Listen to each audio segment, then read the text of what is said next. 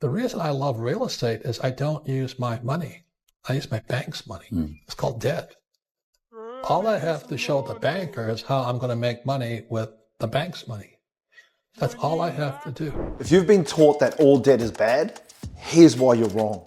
One of the biggest differences between the wealth game and the poverty game is the way that people view and use debt.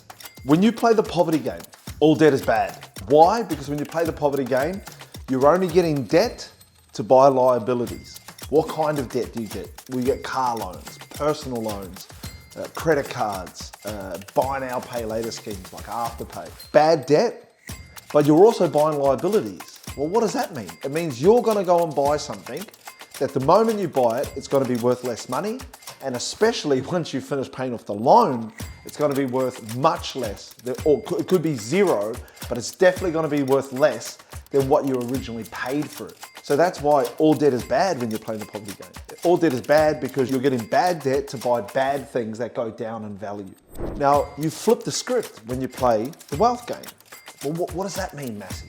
Well, first of all, it's good debt. You're getting debt to buy assets, right? So it's not credit cards, it's not personal loans. You're getting a mortgage to buy an asset, a property, right? And here's the thing. You now buy assets. Assets appreciate in value over time. The price you pay for it, the loan reduces over time, and the value of the asset increases over time. But the second thing is, the asset also produces income. It creates income. And that income helps you to pay the debt. That income helps you to pay the debt and also to fund your lifestyle. That's why there's a need for a shift in the thinking when people go from playing the poverty game all their life to the wealth game all their life. And look, I'm guilty here, guys. I'm a Mr. No debt guy. You know, no personal loans, no credit cards, none of that. Not into any of that, right? But you have to embrace debt when you play the wealth game because debt is a good thing. Debt helps you build out your asset base and then you pay down the debt over time using other people's money. Well, there's two kinds of debt. Now, this is basic financial education or financial literacy, they call it. There's good debt and bad debt. Good debt is debt that somebody else pays off for you. So when I buy an apartment house with my friend Kenny, I don't pay for it. The bank lends us the money and debt is tax-free, right?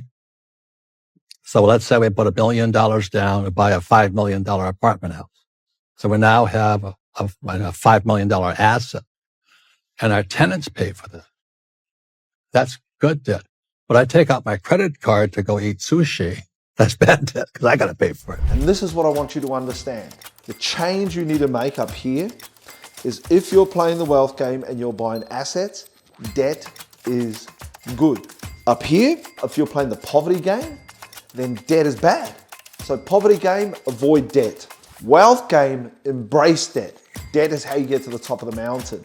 Debt is how you build out a broad asset base that appreciates in value over time. That is why we want you playing the wealth game.